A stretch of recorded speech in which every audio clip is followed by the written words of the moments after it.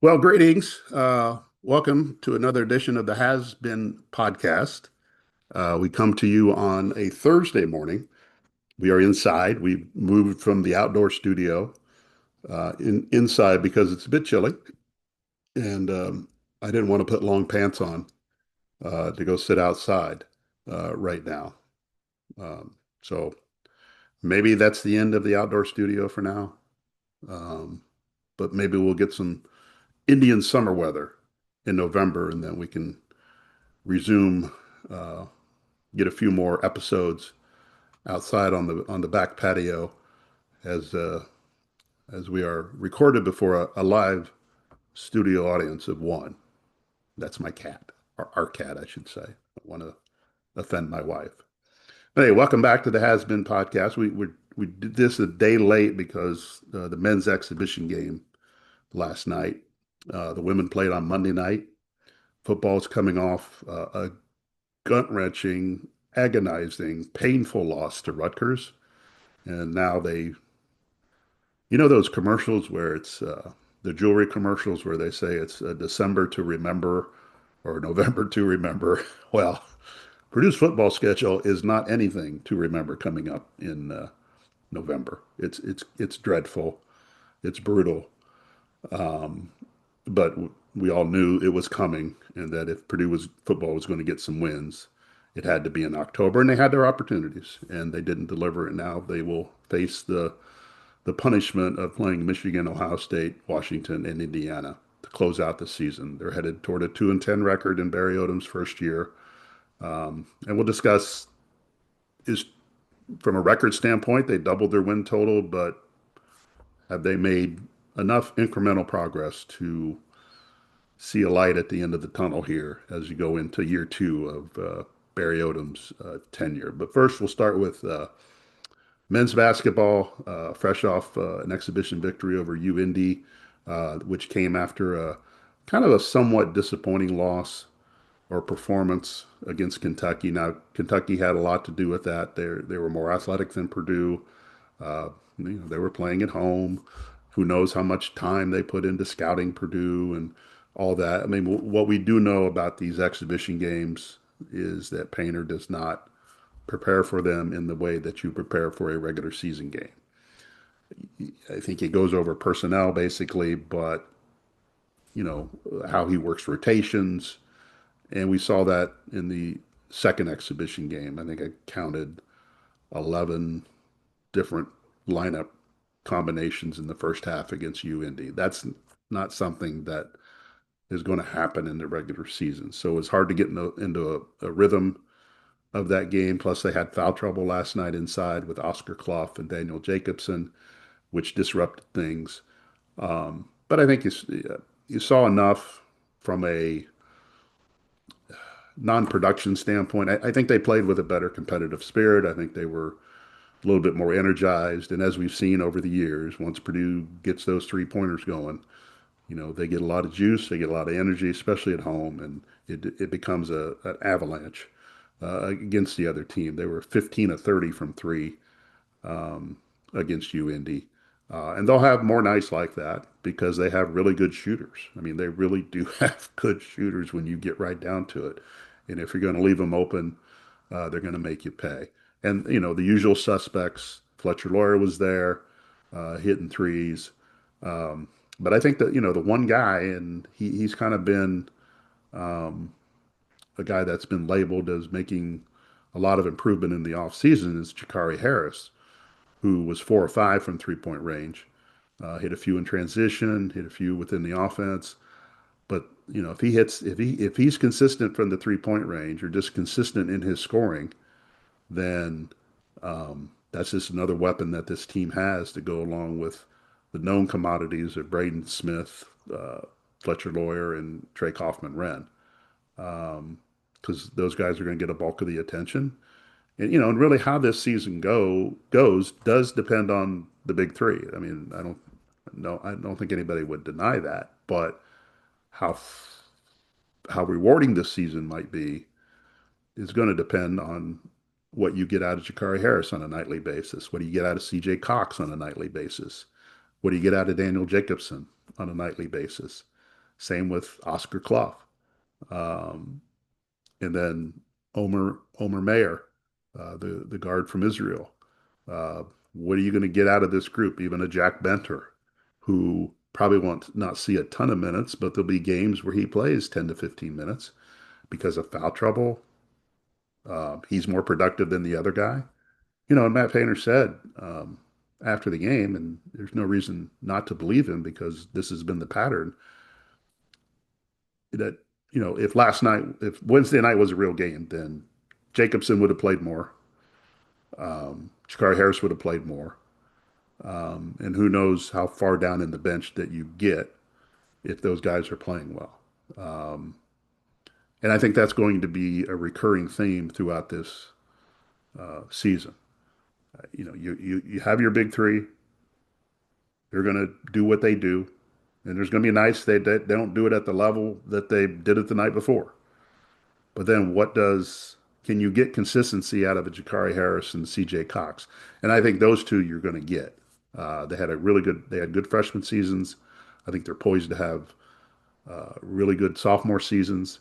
But they're not going to be the main cogs of this whole thing. And everybody knows that. Everybody understands that going in. But what are you going to get from some of these players that come off the bench? There'll be a night when we'll go through the season, 2 or 3 games, and you'll forget that Liam Murphy's on the team, and then you plug him into a situation in the middle of December, and he sparks you with 8 points and 5 rebounds.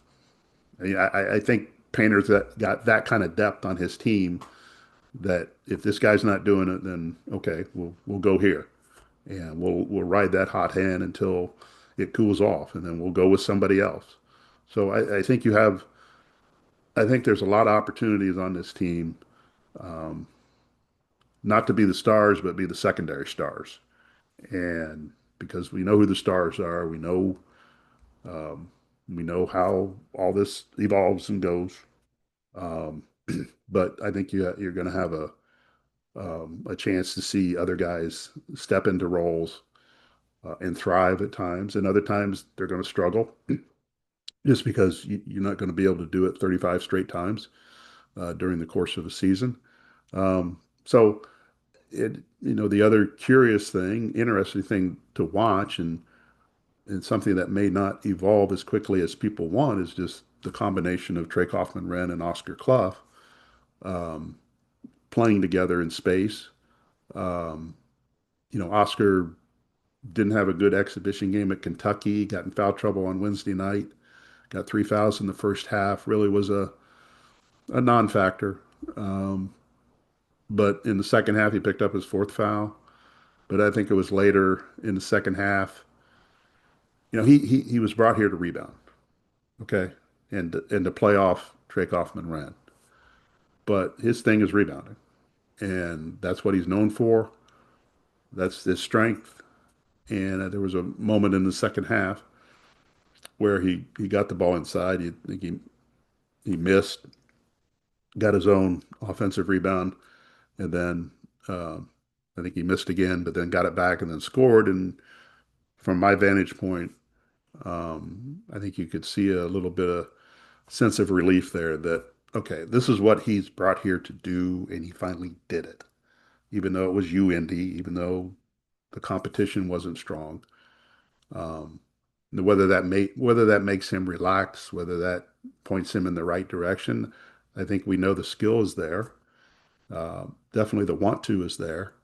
But it's just a matter of settling in. Now he has to settle in and play with an All-American and Trey Kaufman-Renn, and make sure that those two are spaced out enough that Braden can do his magic and get them the ball in the situations that allow them to thrive. So it's a tired phrase, but it is, even for as talented as a team as Purdue is, and they are very talented, it's a work in progress.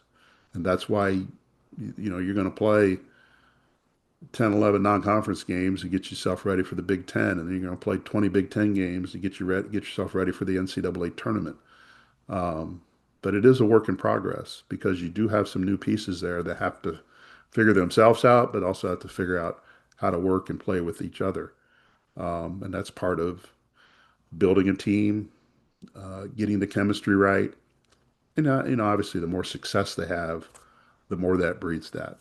But you can, you saw some things Wednesday night that you didn't see against Kentucky, and part of that was, Kentucky doing what Kentucky, did.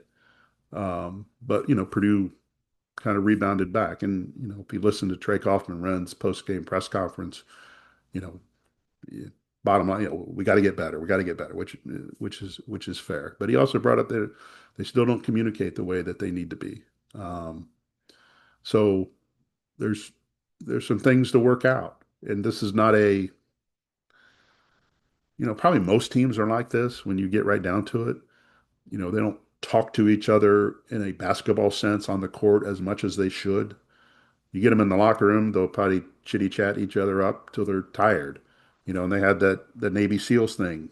If you remember, and if not, there's a story out there they wrote on their Navy SEALs experience where they had to stay in the locker room overnight, 2 nights in a row, um, as part of the Navy SEALs experience that they did, and part of that is communicating and talking and um, learning about each other and um, just those subtle things that kind of bring a team together. But they need to communicate better on defense in all aspects, as far as calling out pick and rolls, screens, and stuff like that. And that's, sometimes that's hard.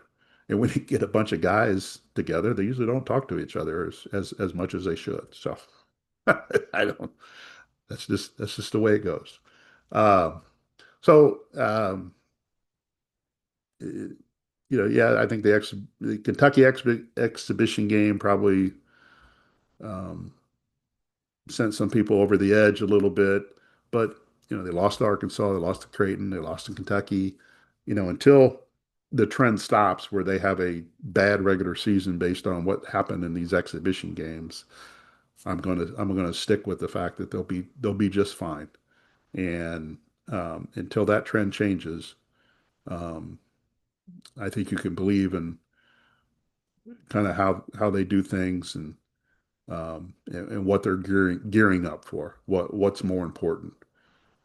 We're all forget about what happened in Kentucky um, in a month, and you want to be Arkansas when they beat Purdue, and they spent so much time in the summer preparing to play that exhibition game, and then you go out and win 7 or 8 games in the regular season. Do you want to be that, or do you want to be what Purdue has done after a loss? And deep down, Painter enjoys it when they lose these games because he has their attention now. Not that he didn't, but it reemphasizes points and things like that. I think there was maybe a layer of disappointment with the Kentucky game because you're going to Kentucky, you're the number one team. You've been voted the preseason number one team for the first time. Chance to go to a blue blood program and kind of showcase who you are. You know, give those fans a reason to show why you are the number one team. And they probably didn't do that. And, you know, people talk crap all the time because they can do that now with social media and all that kind of stuff. But that probably was a little bit disappointing uh, from Purdue's standpoint that they didn't have that kind of competitive fight with them in the Kentucky game. Saw a little bit more of that against UND, but they were superior to UND.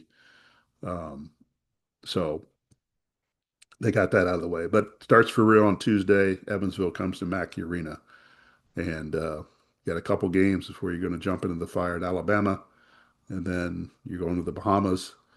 I think they play Memphis, and then hopefully you get a matchup against Texas Tech to give you a really good indication. You got Iowa State at home, Marquette at home in the non-conference. You got Auburn down in Indianapolis, so they'll have their fair share of challenges coming up to get a true indication. Then you got the Big Ten. I still think they're clearly the top dog in the Big Ten, but so much of that is on schedule and when you play teams, who you play, the time of year. Come is the team now in the Big Ten? You had a factor. Is the team you're playing coming off a West Coast trip? Are you coming off a West Coast trip? How are you going? How physically ready are you? How mentally ready are you? I think we saw that last year with Purdue in the Ohio State game, where you come off the West Coast trip, 2 days later you're playing Ohio State, and then your legs give out and you lose a game that you had control of. So all those things factor in, but you gotta. This is what it is, and you have to rise above it and figure out a way. I mean, there's really no excuses when you get down to it for this Purdue team not to accomplish what it wants to accomplish. And it's not to put a tremendous amount of pressure on them, but this is who they are. You can't say they're young. You can't say they're inexperienced. You can't say they're not talented. You can't say they don't have shooters. You can't say they don't have enough depth inside.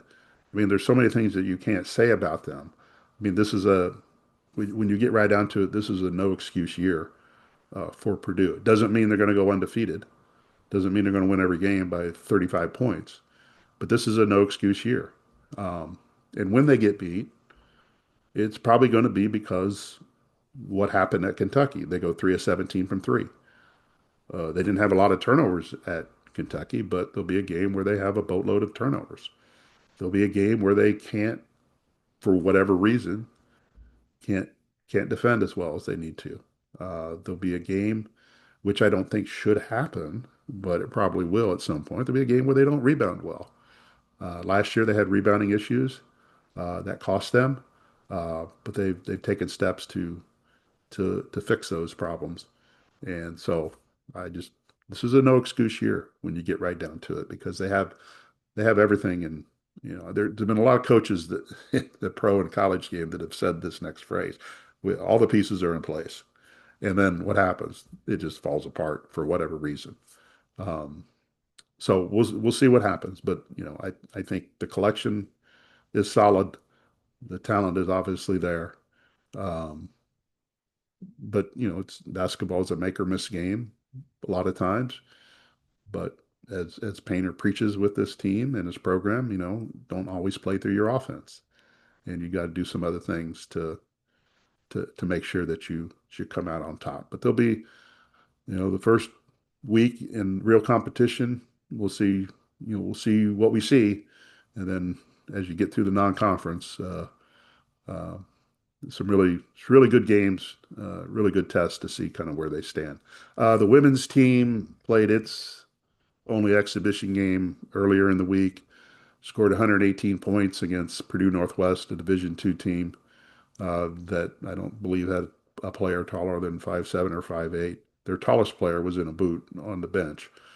Um, Not that she would have made a big difference, but first time seeing them against another group of players. Now you can't make any long-term judgments on what happened in the exhibition game, other than that I will say, and whether this turns out to be true or factual or whatever, they seem a little bit more athletic in spots. I think Nia Smith, the transfer, can play the point at times, but gives them an athletic dimension that they didn't have last year. Um, you've got, I believe, more shooters. You've got on paper um, players that are looking for shots. Too many times in this program, and this was well before Katie took over, that they would have players on the floor that would not look for shots. They were not going around hunting shots. I think there's enough shooters on this team um, not to have that anymore. I think Katie can put a collection of players, most rotations, most lineup combinations are going to have somebody. Um, Everybody's going to be able to look for their shot. Now, whether it goes in is a different story. But they will have players that are looking for their shot. They're not going to back away from shooting. And that one of those is the freshman from Israel, Ela Karsh. In the exhibition game, she had a couple threes, had an 8 point stretch in the first half. But if they can find her in the corner, find her on the wing in transition, or even within the realms of the offense, if it goes inside and then out, I think she can provide a nice spark from the outside. What does she do on the defensive end, and all those other things also play a factor. But I do think they have an upgrade there on the offensive end from a shooting standpoint. And bringing back Madison Layton, now Madison Layton Zay, um, is going to help. I mean, her skill set was still the same that we saw. She'd left the program 20 months ago or so and was ready to move on to the next phase of her life. And she got married. That's why she has a hyphenated name. Um, but then kind of missed basketball. Had a COVID year that she could use. Her sister's still on the team, so there's a lot of factors in her wanting to come back. Um, and she's definitely going to help them, not just from a production standpoint, but also making sure players are in the right spot, making sure that everybody's on the same page. She's very knowledgeable. She has a great basketball IQ. Part of that's just being in her family. She had tremendous success in high school at Northwestern. Her mom coached at Northwestern, and her mom's won 5 state championships at 2 different schools. So the knowledge is there. And Madison admitted in a story I wrote on the Substack. She wasn't in really the best headspace when she left 20 months ago. But now I think she is. As Katie mentioned, she has a different vibe about her. This is her last go around. She's not going to go to the WNBA. She's not going to go play. She might go play overseas, I guess, but if she wanted to.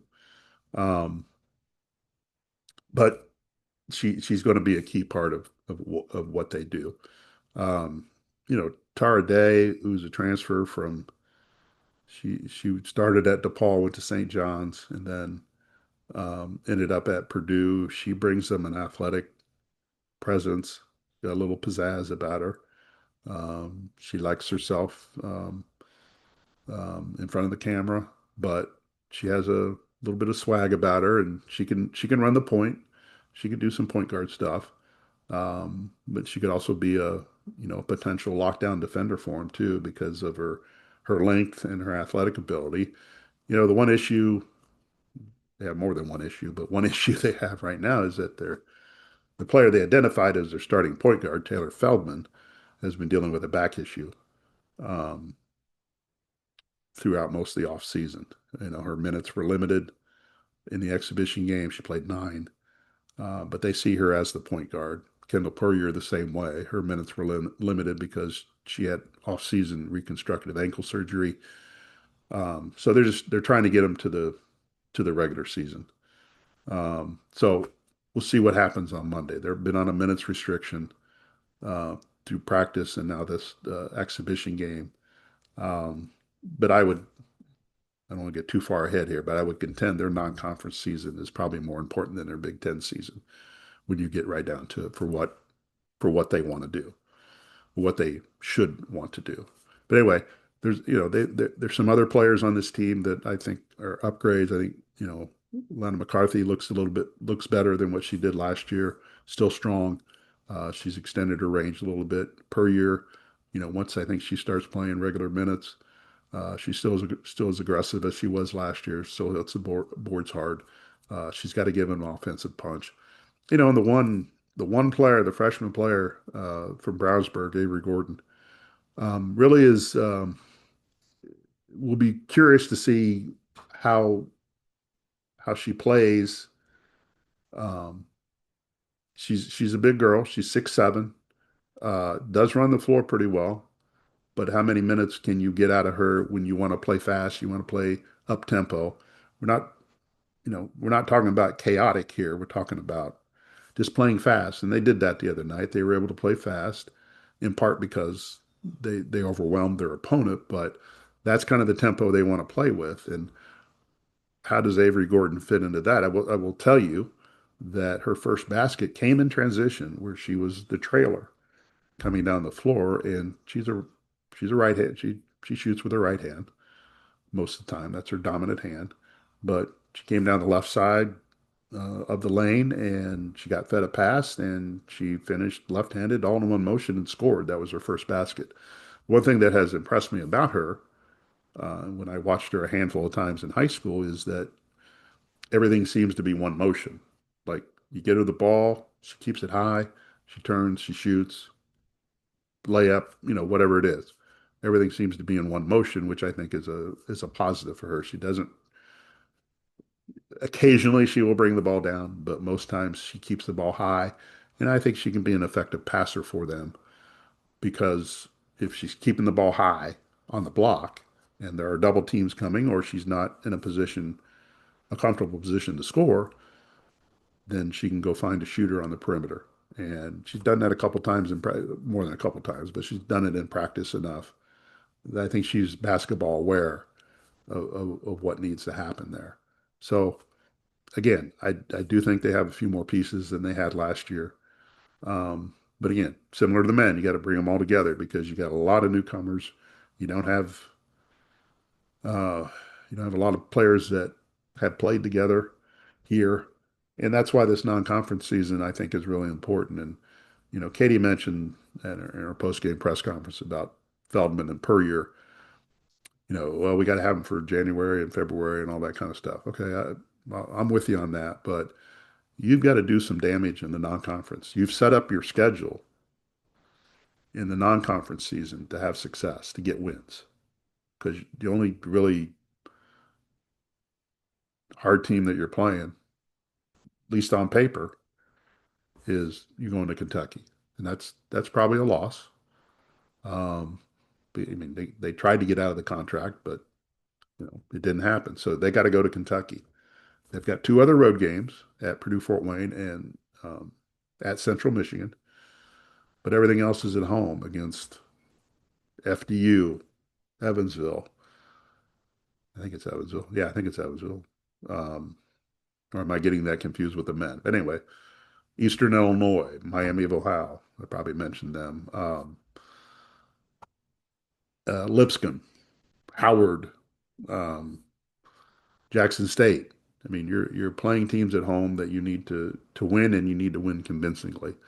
That's why the non-conference season is so important to them because they've let themselves with no margin for error, really, in the non-conference. And I'm not suggesting they need to force players back that are not ready to play, but I think it's really important to have your team as healthy as they can be and the players that you need for this non-conference season, uh, because ideally you need to go 10-1 in the non-conference because of the Big Ten. You're just not going to win a lot of games in the Big Ten. You need to win more than three than what you won last year, but you're not going to win a lot of games in the Big Ten, and you're not going to finish in the upper part of the Big Ten. It will be a stretch to even get to the middle of the Big Ten with the way the league is and the way where Purdue is right now. Um, that's why I think the non-conference is so important. Um, in a way, it's kind of flipped. Not that you're ignoring the Big Ten season because you're not, but they need to hit the Big Ten. They need when their non-conference season is finished. If they're 10-1, then they've accomplished what they needed to accomplish. Now, again, how does it look? All those things come into play, but just from a pure record standpoint, they need to be 10-1.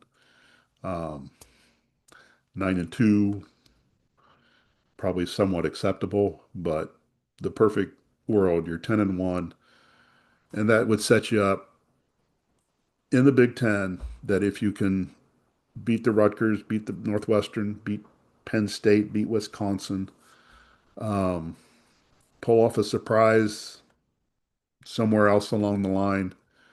Maybe you get Indiana this year. Maybe you've gained enough confidence and you see who your team is and gives you some hope and expectation that you might be able to knock off. And I mean, Indiana's kind of in a similar position where a bunch of players left. They brought in new players, and um, it's going to take them time to come together as well. But if you can take care of the teams that you are currently associated with at the bottom of the league, and then rise above them, then maybe you get a Minnesota You get an IU, you surprise a Nebraska, or I could sit here and tell you who they're not going to beat. And I think you know the answer to that. So that's how maybe this season could potentially play out. And you can show progress. I mean, at some point, you have to turn this thing around. They've taken too many steps backward over the last couple years that it's time to move this thing in the other direction. And it may just be subtle. It may be incremental progress, um, where you can say, okay, we did this. In the perfect world, if you could map it out for them, and I know this is a low bar for this program. You know, I've been around it for more than 30 years. Um, you're 10-1 in the non-conference. You do enough in the Big Ten where you make the Big Ten tournament. Let's say you get 5 wins in the Big Ten. Then you have 15 wins overall, or maybe you get six, and um, you got 16 wins overall. You know, if you can be 10-1 in a non-conference, you can get in the Big Ten tournament, do enough to climb out of the basement a little bit, and if you can get to a non-NCAA postseason tournament, that's probably a successful year for where this program is right now. And then you've pushed it forward, maybe just a little, but you pushed it forward enough to say, okay, now let's take another step, so on and so forth. You're starting to move it in the right direction. So uh, for a long time, women's basketball followers of this program, that doesn't um, seem like what it should be, but it is. But this is what it is, and and there's so many things that you can get into about why it's in this position and all this kind of stuff. But this is where they are. This is where this is what they have to deal with, and um, and we'll see how this plays out um, in this new era. I mean, you'd like to see a little bit more high school recruiting um, to help build a foundation here, but I think right now you're just trying to tread water, um, push it forward in any way you can. And as the scenario I laid out, I think would be the kind of the top end of where this team and this program uh, could be this year. So we'll see. Football, really hard loss to stomach, agonizing defeat against Rutgers. Um, you know, Purdue had no penalties. They have one turnover, and it's at the end, which leads to the game-winning field goal. I mean, that's been around a lot of Purdue football in the last, what, 25 years. Sure, the Wisconsin game, Kyle Orton fumble, it was probably ranks number one from an agonizing standpoint based on what's on the line. Obviously, the Rutgers game didn't have that kind of ramifications, but you were in a position to win a game and you didn't do it. And you didn't, I mean, and again, you didn't have any penalties that were accepted and you and one turnover. But they didn't win because they didn't take advantage of the situation when you're up two scores. I think they had three different drives when they're up two scores, and they didn't extend the lead. Um, if you extend the lead to 17, 13, or 17 or whatever, in those moments, you probably put Rutgers away. And then Rutgers got hot and they found a weakness in the secondary and they exposed it. And KJ Duff, 241 yards receiving. And I didn't look, but I'm sure he got some sort of Big Ten Player of the Week honor. And he'll probably be Big Ten honorable mention based on that one performance, which is exposes a bigger problem for Purdue in the secondary, which has been an issue all year. They don't cover guys very well, even though they had a stretch there where they were a little bit more aggressive and they were making some plays in the secondary. Uh, but I mean, you go back to the Illinois game, the guys running free on the other team, just putting up big yardage on you. Um, and then offensively, um, they ran, the standard for me when I look at Purdue football, and I covered it full time for a long time. Um, when they got to 200 yards rushing, that was usually an automatic win. Now it's not. Not, it's not. I think they've lost six straight games to Power Four programs when they've rushed for 200 yards. To me, that's a win for Purdue.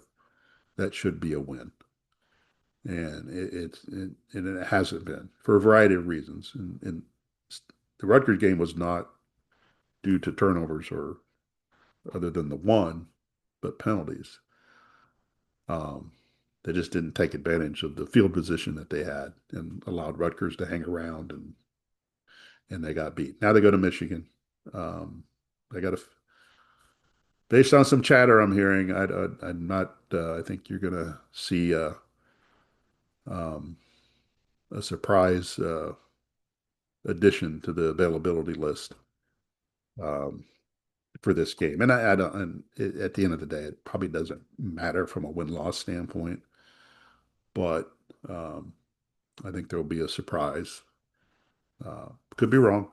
Mm, Could be wrong. But I think there'll be a surprise on the availability list. Again, I don't think it'll factor. At the end of the day, I mean, if Purdue was fully healthy, they're not going to beat Michigan. They're not going to beat Ohio State. They're not going to go to Washington and win, and they're not going to beat IU at home. They're just not. They don't. They're not there yet. But to me, the bigger question now is, um, are you done evaluating? If you're the coaching staff, you're done evaluating who you want to keep or who you want to ship out. And I don't think anything that happens in the next four games should change that. Um, but what I don't like about this whole situation, what's Barry Odom going to do? He brought in 54 transfers last year. Are we just shipping 54 out and bringing 54 new players in? Is this the cycle that we're going to go through now and just try to find lightning in a bottle? Or are you going to try to build something? Are there pieces in this on this team that are coming back that you can build around? To me, the number one thing you have to go overpay for a quarterback. I mean, you just do. Ryan Brown's been okay, but you can. I mean, if we're just being honest about the whole situation, um, turnover at Minnesota, pick six, ball game. Turnover against Rutgers at the end, ball game. And I get he was trying to make a play against Rutgers. Conventional wisdom say, well, bat the ball down because those of you not familiar, he tried to throw a pass, game's tied. Tries to throw a pass, gets tipped, he catches it. Um, but then he fumbles, Rutgers recovers, they move down and kick the game-winning field goal. Yeah, in hindsight, knock the ball down. Okay, I get that. But he's trying to make a play. I'm not going to fault him for trying to make a play. But the overriding thing is that you had a turnover at Minnesota that cost you a chance to win, and then the turnover against Rutgers. So there's potentially two wins there that they could have. And you're feeling a whole lot better about where things have gone in year one with Barry Odom. Not that you're despondent about year one, but if you're sitting here with four wins, if you're 4-4 going into November, even though it's a brutal November, and you're still not going to win a game in November, but you feel like you have an opportunity at least that if one of the teams you play comes down to earth a little bit, maybe you can pull a surprise. But now there's just no shot. But they have to upgrade the quarterback position. It's just bottom line. They have to go do it. And they're going to have to overpay to do it. And that's where NIL comes into play. The revenue share is what it is. It's a locked in salary pool amount. Football has its percentage, and then it's got to get, you have 100 and some players, or 85 at least, that you got to satisfy with some money. And, a program like Purdue, bottom line is that not everybody's going to get paid. Just not. And in the college football, you got to have, in football in general, you've got to have a quarterback. You've got to have a quarterback that makes a difference. You can go around the league, you can look at every Purdue opponent, Even last week's quarterback made a difference. Um, and as you get through this stretch, you're going to see quarterbacks that make a difference. And Purdue has to do that. You can only coach up somebody so much. And it's part of it. It's part of the development, and I get it. But you've got to go find uh, a guy that makes your receivers better, a guy that makes your receivers not drop balls. And that's the other issue. They've had too many drop passes. Now that factors in what the quarterback's doing. I get it. Ryan Brown looks a whole lot better if guys make plays for him. And but I always believe that it's the quarterback's job to make everybody else better. It's not the job of everybody else to make the quarterback better. The quarterback needs to make everybody else on the team, everybody else on the offense, the receivers, even the offensive line, the running backs and everybody. It's it's up to the quarterback to raise the level of play of everybody around him.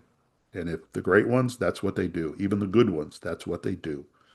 And if you look around college football, you look around the NFL, that's what goes on. So they need to find a guy that can make everybody else better around them. Now again, if some of these guys hang on to the ball and don't let the ball hit them in the face mask and all that kind of stuff, um, first of all, Ryan Brown has better numbers, and Purdue might win another game. But you've got to avoid the mistakes. You've got to avoid the turnovers and all that kind of stuff. Ryan Brown's a good quarterback. He's good, but Purdue needs an upgrade. They really do. I mean, I think they did what they felt they needed to do this offseason. Um, and as you get into this with the portal and all that, the price is going to be high. You're gonna have to overpay for a quarterback, just like you do in the NFL. You're gonna have to overpay. Um, and that's back to women's basketball for a second. That was one qualm I had with how uh, the program approached this offseason. I felt like they needed to go overpay for a legitimate point guard, scoring point guard, someone that makes everybody else around them better. And maybe they got into it, and it's like, yeah, we can't. We only have this amount of money, so maybe they were not willing to pay somebody more than what other players are making and stuff like that, or double what other players are making. But I felt in this one year, the women's program needed to get a point guard that they paid for that makes everybody around them better. A scoring point guard, somebody, legitimate in that sense. It's easy to sit here and say that, but until you get in the weeds of the whole thing and, figure out. But, the women's program is not an attractive place to be right now. When you look at that level of player, those players want to win. They want to win at the highest level, and this program's not there. Same in football. Players want to win at the highest level. And Purdue's not an attractive destination from a football standpoint right now because they're not winning. And but you got to overcome that. Again, you're going to have to overpay, and you're just going to have to swallow it and go from there. There'll be as we go through this revenue share thing for the rest of time, there's going to be plenty of buyer's remorse. You see it in the NFL every day.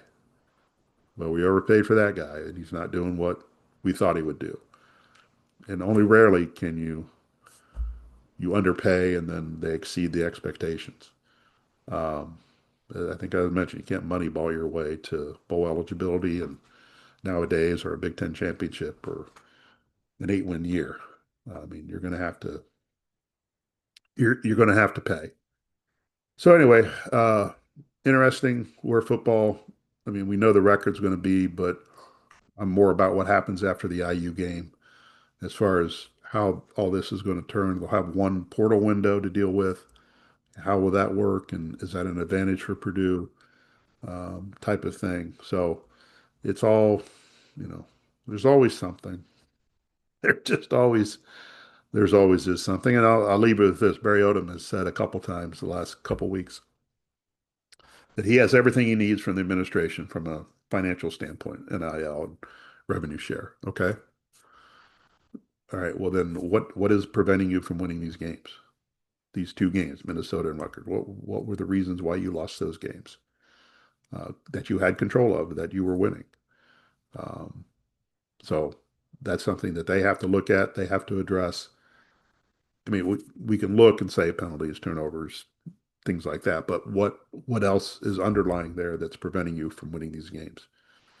Um, yeah, you need better players at times and all that kind of stuff. So to me, what happens after football is like how many players get shipped out, how many come in, and are we going to go through this whole thing once again, or are they going to try to, okay, we believe in these guys, um, type of thing, and we're going to build it this way, the combination of portal and high school recruiting and things like that. So, we'll see. They're in a tough spot.